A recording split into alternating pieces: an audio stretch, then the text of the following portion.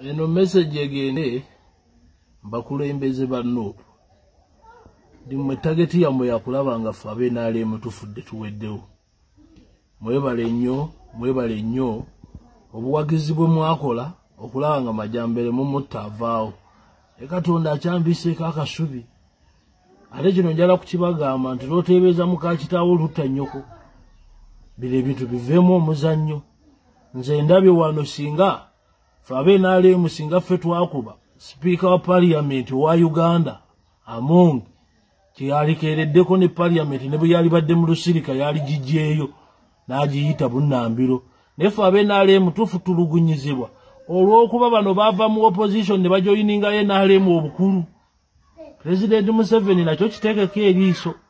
nze ndabye wano honorable lwalera postinze nnyo bulungi nnyo bbaawe neffe bwe baatukuba tatupositinga tayogeranga nako era bamanye embwa ze zaakubwa batali bantu olw'okuba tuli beenaalemu webale kupositinga bbaawo nze ndi waledi nnyo ku Katikkiro wange owa Buganda sebe ettaffaali nalisonda tuzimbye twekobe sente nasonda lisiiti nziyina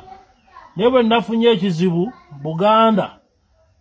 teyanjogeddeko wadde yo yabadde manyi Katikkiro obusosoze obutandise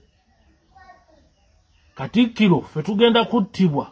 olw'okuba opposition tokyalina kigolumirirwa munnayuganda omuntu ali mu Buganda tinaye kale opposition yovaayo n'oyogera buli kimu naye nze bwe bakkwata mu 2008 nze nasooka postinga ne ngamba Film Mayiga naye nze neeyanzizza ssebo bwe bankubye n'osirika naye kyopromotinga si kirungi ate muleme kudividinga mu Uganda nti Buganda tudividinge mu Buganda tuteekewo banyankole ki tuteekewo ki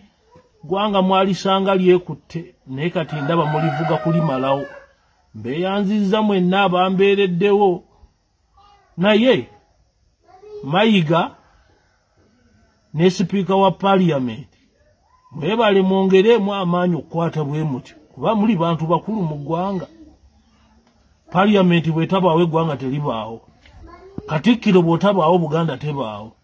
ffe olw'okuba baatukubidde mu Buganda kyotegewawo okupromotinga nti otukuba kale Mukama kuume mwenna abakuuma Bannayuganda